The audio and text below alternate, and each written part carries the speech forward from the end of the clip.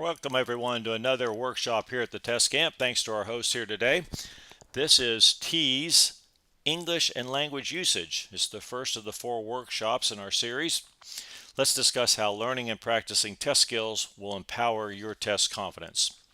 Now, those of you joining us live online today, we wish you could be with us, but of course you're welcome to contribute your comments here anytime, and we're going to include as many as possible in the discussions. If you're joining us directly through the Test Camp YouTube channel on demand, of course you can pause and restart or replay that video anytime.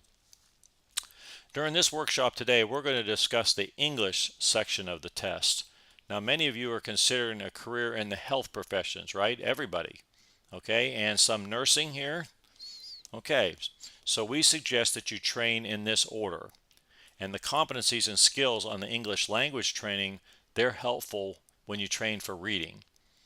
The others not so much. It doesn't make as much difference, but definitely English before reading. You'll see why when you go through the training. However, you can train in any order, but there are 4 separate tests. All right, you likely know by now that around here the motto is prepare, practice, perform. Everyone who has successfully completed the training has passed their test, and that's possible because test taking is a skill which requires practice, and this is the place where people come to learn and practice the test skills. To prepare here at the test camp means to understand yourself. It's an honest assessment of how well you know the test content, but also your testing skills. So we start by learning the test blueprint. Assessing the knowledge of the blueprint is your first indicator of how well you're going to perform on the test. You're going to know the content and the rules. This can also be a good first step to creating what we call my study plan. That's a schedule which includes reviewing and studying the test content. This plan will guide you through the test skills training program specifically for this test. All right, let's learn about that blueprint. Here's an overview of the 4 individual tests in the suggested training order. Now on test day, you can expect to take 2 tests, then a break, then the other 2 tests, and they're likely to be in a different order. Yes, but you can train in any order. Now your English test is going to have 33 multiple choice questions, and the time allotted is going to be 37 minutes. So an average of a little over a minute per question. Now knowing this helps put you on a pace for success. You decide when to answer a question and when to mark and save that question for the next pass through the test. Yes, over here. Yes, I'll repeat it for the folks listening on the recording. Yes, you can. You absolutely can. This is all on computer, so you don't have to answer every question on the first pass through. You can mark and save them and then come back through a second or a third time. Yeah, and that's training. You're going to be able to practice that over at the training site. Great question. So our first step now here today, though, in this workshop is to identify what types of English questions you can expect to encounter on the test. Now, not the format. We know they're all formatted multiple choice. We're identifying the English competencies on which each test question is built. All right, so we're going to look at each one individually here today, starting with structure. Taking a quiz based on structure over at the training site, well, that's going to provide you instant feedback and point you in a direction if maybe you need to review and study this area. The second competency is vocabulary, and this might sound like a competency you can easily recognize, but there's more to vocabulary than you think, so we'll take a closer look here in a few minutes. The third competency you might not have heard of. This is called conventions. Have you ever heard of this, English conventions? This is just a insider's phrase which means the rules. So can you imagine what might be asked about conventions or the rules of English? All right, well here they are. First, are you using the words correctly? So word usage, adverbs, adjectives, that sort of thing, pronouns. Mechanics, things like spelling, capitalization, all right, and then sentence formation, like phrases, clauses, and ideas, all right. These have to be written in a way that makes sense to the reader. So can you identify these? All right, so then here are the competencies that are on most English language skills tests. However, one of these is not on your test. So before we go any further, take a moment to introduce yourself to each other there at the table and see if you can determine which one of these competencies is least likely to be on your test in multiple choice format. All right, and when we come back, we'll compare your ideas.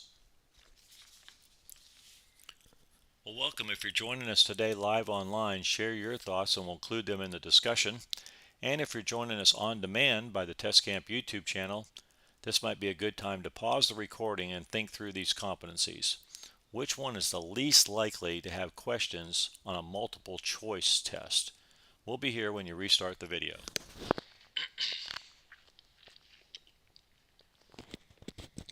Let's start right over here. What did your group, yes, right here, what did your group decide? Which competency is not on this test? You've got it. Exactly. Sentence formation. Now, why did your group say that? I'll repeat it for the folks listening to the recording.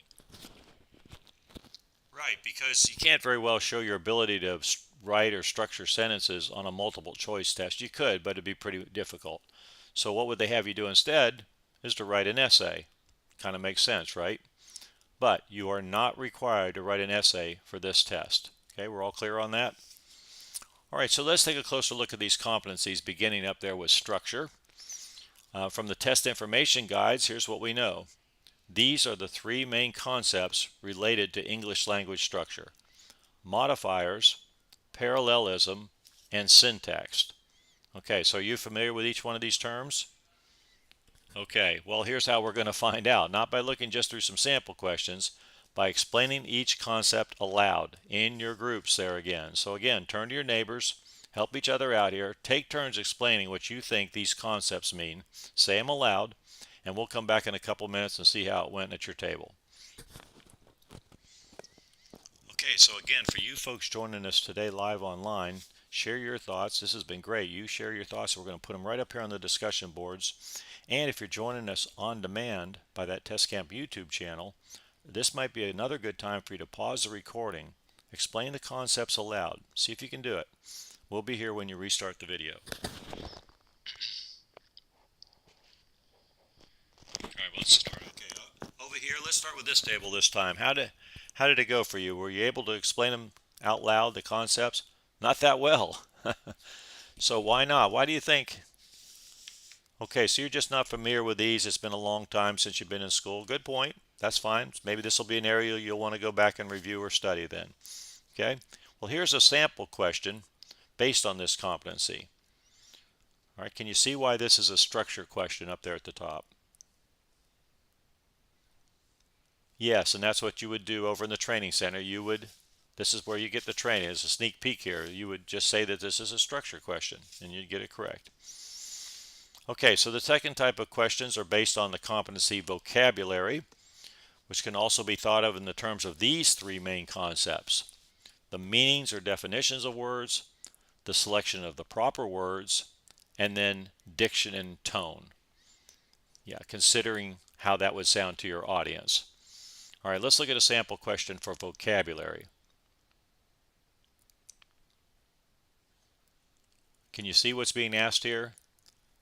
At the top, it's a definition. Exactly. All right, so the third competency then is word usage, which can be thought of as the types of words and how they're used. So adjectives, there you see it, adverbs and so on. Okay, let's take a look at a sample question for the types of words, word usage. And the fourth competency then is, as it shows down there, mechanics. And this competency includes spelling, punctuation, and capitalization. Now, the format of these questions can be a bit unusual, but I think you've seen these before, right?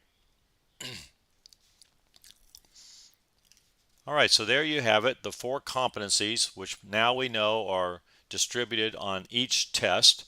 You're going to have 33 questions, we said, and 37 minutes. So can you see now why when you can identify the question by the competency, you're one step closer to choosing the correct answer? All right, has this been helpful? All right, well, good. Thank you. I appreciate that. All right, so what do you know about the percent to pass for a test like this? Well, the percent recommended is 80%, and that's what's required over here on the quizzes and tests during your training. So if you have 30 questions, 80%, you're going to need 24 correct answers. So why don't we give you the exact percent to pass? Because you have to check what's required for your school. It's different. Every place might be different. You say you're going into maybe a college program, you'll want to find out what it is that they require on the test. Yeah, and for this test, that's a good point. Might be different for math, good point, or science, or what was the other one, reading. All right, so let's consider those competencies in a different way. One more time at your tables, which would you choose? If you could take the writing, or this English test today, and just on one of these competencies, so all the questions would just be on one, what is your strongest area? And what is your most challenging? Right? Talk a little bit about how you plan to review for a study test like this, and then we'll come back and join everybody in as one group. Hey, if you're joining us today live online, this is the last chance to go ahead and share some of your thoughts, and we'll include them in the discussion. And if you're joining us on demand by the Test Camp YouTube channel, this is your last opportunity to pause the recording. Do a little bit of self-reflection. Which would you choose? We'll be back in just a couple of minutes when you restart the video.